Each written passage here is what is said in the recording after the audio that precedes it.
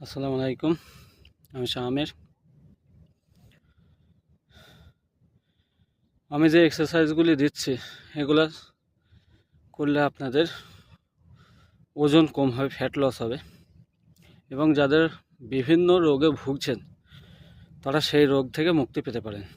যারা thyroid, uric acid, বিভিন্ন joint pain, পেটের সমস্যা। তবে একটা কথা বলার জন্য এই ভিডিওটা করছি, সে কথাটা হচ্ছে আপনি যখনই কোনো কিছুর জন্য ডাক্তারের কাছে যাবেন তখনই ডাক্তার বলবে আপনাকে হাঁটার জন্য। আপনার সুগার হয়েছে, আপনাকে বলবে সকালে উঠে হাঁটবেন। ঠিক আছে, হাঁটতে বললে আপনি হাঁটছেন। তো আপনি যতদিন হাঁটবেন, হেঁটে কোনো প্রকার উপকার পেয়েছেন কিনা আমাকে একটু কমেন্ট করে জানাবেন।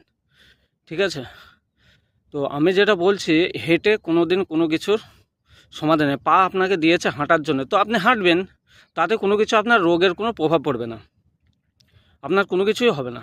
আমি লাগাতার 8 মাস 2 কিলোমিটার করে হেঁটে দেখেছি যে হাঁটলে আসলে শরীরের কি পরিবর্তন হয়।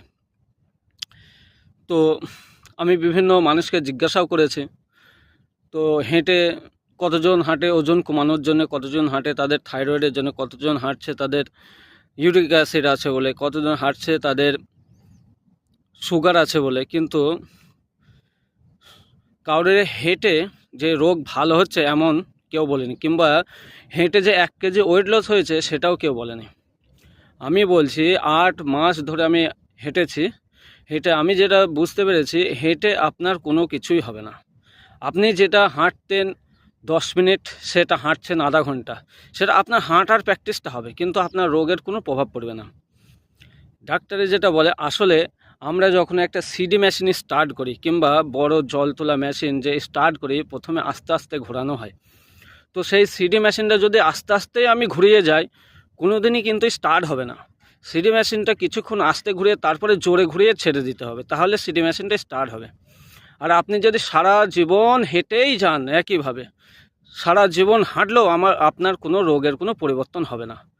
তো আপনাকে কি করতে হবে, আপনাকে আপনার শরীরটাকে ঘামানোর ব্যবস্থা করতে হবে। সেটা আপনি দৌড়ে পারেন, কোনো এক্সারসাইজের মাধ্যমে পারেন, যে কোনো মাধ্যমে আপনার শরীরকে গরম করতে হবে, আপনার শরীরকে ঘামাতে হবে, যাতে আপনার শরীর বুঝতে পারে হ্যাঁ আমি কাজ করছি এখন। বুঝতে পেরেছেন? এইটুকু কথা বলে এখন পরের ভিডিওতে আরও কথা হবে। ঠিক আছে, আসসালামু আলাইকুম।